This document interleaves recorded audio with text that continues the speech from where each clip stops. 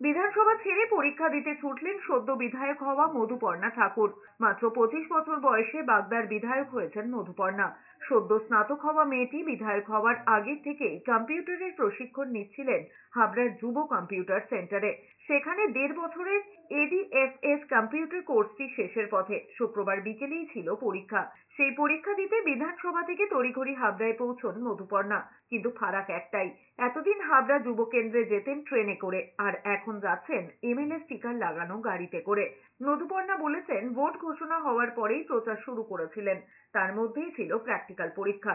দলের সবাইকে জানিয়ে প্র্যাকটিক্যাল পরীক্ষাও দিয়েছেন। পরীক্ষা ভালো হয়েছে কি 1.5 বছর থেকে মানে কোর্স থাকে 1.5 বছর এডিএফএস কোর্স এটা মানে প্রতিদিন মানে একটু পড়লে মানে কভার আপ হয়ে যায়, সেজন্য অত কষ্ট হয়নি, আগে থেকেই প্রিপারেশন ছিল, সেজন্য এক্সামটা ভালো হয়েছে।